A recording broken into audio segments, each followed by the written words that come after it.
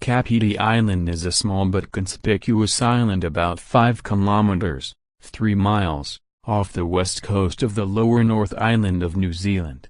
It is 8 kilometers, 5.0 miles, long, running southwest, northeast, and roughly 2 kilometers, 1.2 miles, wide, being more or less rectangular in shape, and has an area of 19.65 square kilometers, 7.59 square miles.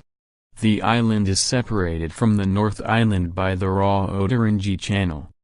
The highest point on the island is Tutaramona, 521 meters, 1,709 feet.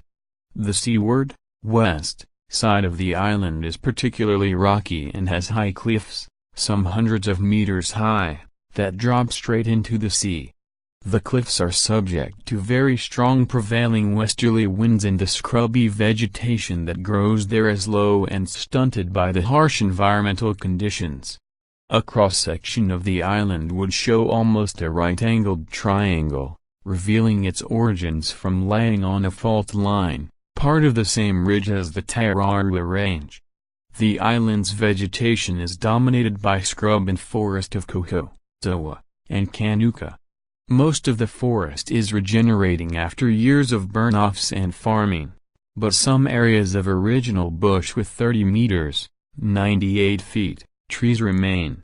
Its name has been used since 1989 by the Kapiti Coast District Council, which includes towns such as Pikakariki, Ramadi, Paraparamu and Waikini. In the 18th and 19th centuries Maori settled on the island. Te Rauparaha formed a base here, and his Ngati Toa tribe regularly sailed in canoes on raiding journeys up to the Wananui River and down to Marlborough.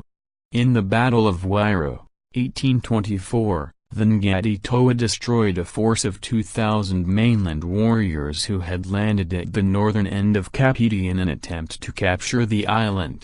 The sea nearby was a nursery for whales, and during whaling times 2,000 people were based on the island.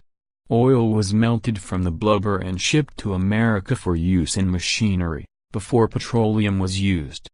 Although whales can be seen once every year during birthing season, there still are less than there used to be. The conservation potential of the island was seen as early as 1870. It was reserved as a bird sanctuary in 1897, but it was not until 1987 that the Department of Conservation, DOC, took over the administration of the island.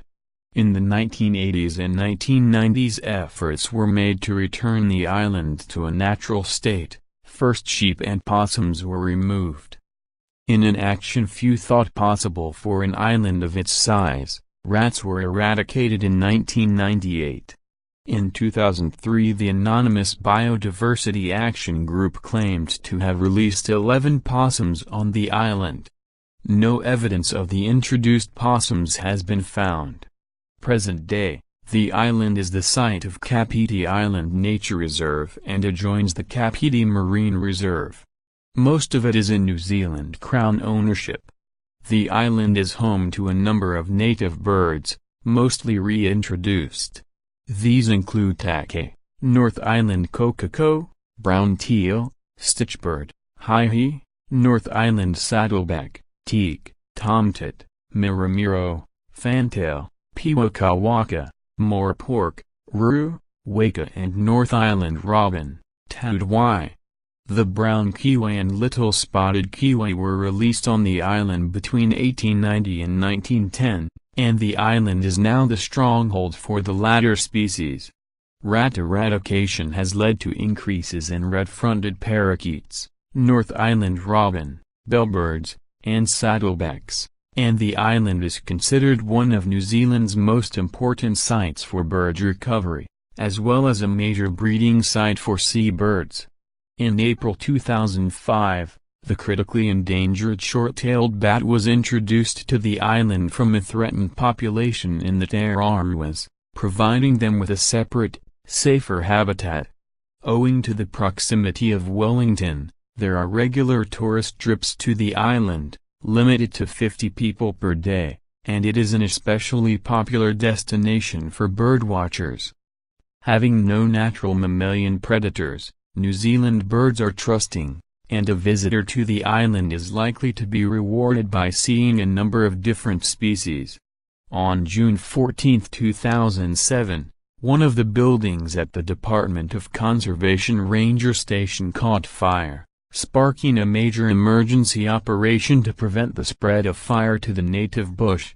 30 firefighters were flown to the island and managed to contain the blaze, preventing serious damage to the ecosystem.